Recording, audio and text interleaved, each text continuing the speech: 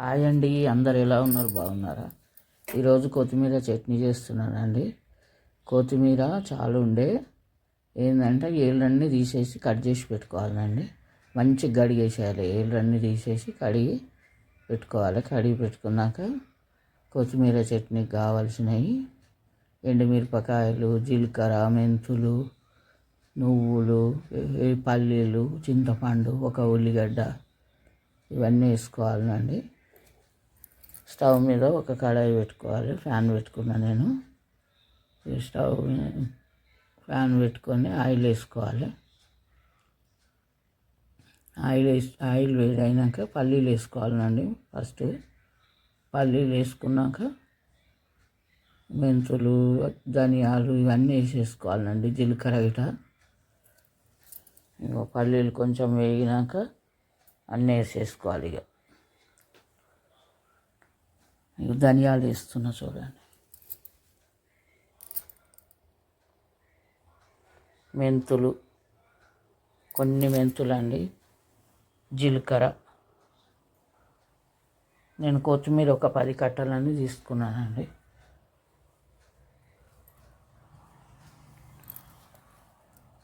ఇవి వేగినాక ఎండుమిరపకాయలు వేసుకోవాలి.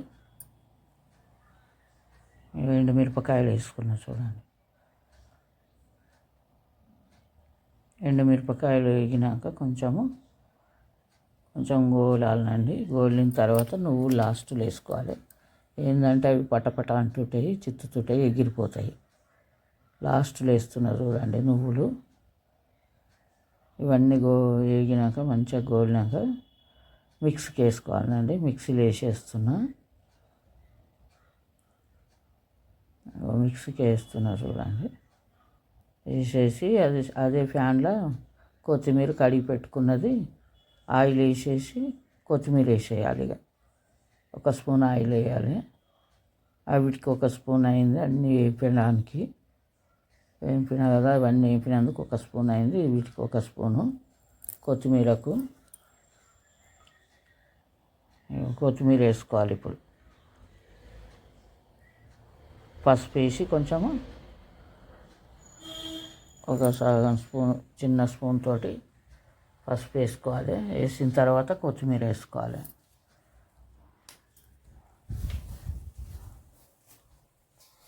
కొత్తిమీర వేసినాం చూడండి.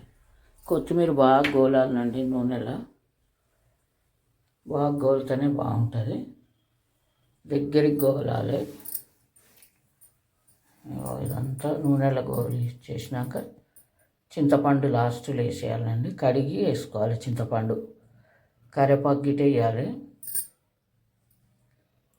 కరివేపాకు వేస్తున్నా చూడండి. దగ్గరికి అయిపోతుంది. ఇట్లా జరగదండి. గోలిన కొద్దీ మనం ఇట్లా కలపడానికి రాదు. చెంచాతోటి అంత అతుక్కపోయినట్టు అవుతుంది ప్యాన్కు.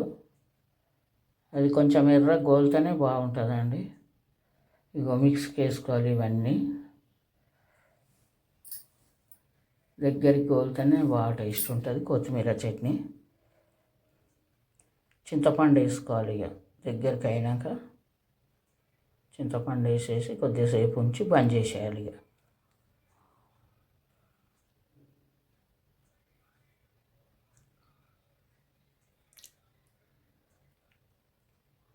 దగ్గరికి అయిపోయింది చూడండి. ఇప్పుడు చింతపండు వేస్తున్నా చూడండి. ఒక నిమ్మకాయ సైజు అంత చింతపండు కడిగి వేసేయాలండి. చింతపండు వేసినాక కొంచెం సేపు ఉంచేసేయాలి. కొంచెం నూనెలో గోలినాక బంద్ చేసేసేయాలి.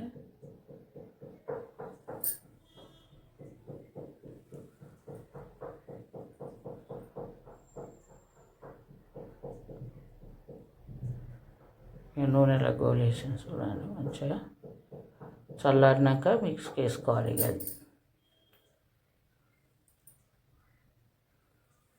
ఫస్ట్ అవి మిక్స్కి వేసుకోవాలి. తగినంత సాల్ట్ వేసుకొని మిక్స్కి వేసుకోవాలి.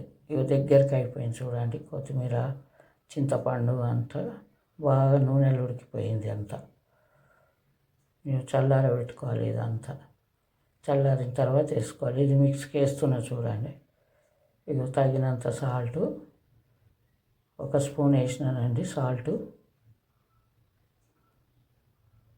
వేసుకొని మిక్స్కి వేసుకోవాలి. 1 స్పూన్ వేసిన, మిక్స్కి వేసినాక ఇట్లా అయిపోయింది చూడండి. ఇదంతా పొడి అయిపోయింది. ఇప్పుడు ఇది వేసేయాలి కొత్తిమీర. ఇప్పుడు మిక్స్కి మెత్తగా వేసేసేయాలండి. వాటర్ ఏమి వేయొద్దు. ఇక కొంచెం వేయాలనుకుంటే మిక్సీకి తిరగకపోతే అదే ప్యాన్లో వాటర్ పోసేసి వేసేయాలండి. కొంచెం వాటర్ పోసి లాస్ట్లో ఇగో ఇట్లా మిక్స్కి వేసేసినాక తిరగకపోతేనే మిక్సీకి అంత. ఎల్లిపాయలు వేసుకోవాలి ఇప్పుడే. ఎల్లిపాయలు ఇటు వేసేసిన. ఉల్లిగడ్డ ఒక్క ఉల్లిగడ్డ కట్ చేసుకొని వేసేసేయాలండి. 2-3 రోజులైనా ఉంటుందండి, మంచిగా అవుతుంది. మిక్సీకి వేసినాక ఇగో ఇట్లా అయిపోయింది చూడండి. ఒక 2-3 రోజులైనా ఖరాబ్ కాదండి, బయట పెట్టినా ఖరాబ్ కాదు. రెడీ అయిపోయిందండి కొత్తిమీర చట్నీ. ఇగో రెడీ అయింది చూడండి. తాలింపు అవసరం లేదండి. ఇక అందులోనే నూనె బాగా వేసినాం కదండి. గోలేటప్పుడే కొత్తిమీరలు వేస్తుంది, జీలకర్ర అవి ఎండుమిరపకాయలు ఇట్లా గోలిచ్చినప్పుడు 1 స్పూన్ వేసిన, 2 స్పూన్ల ఆయిల్ అయ్యింది. ఇప్పటికే అవసరమే లేదు ఆయిల్.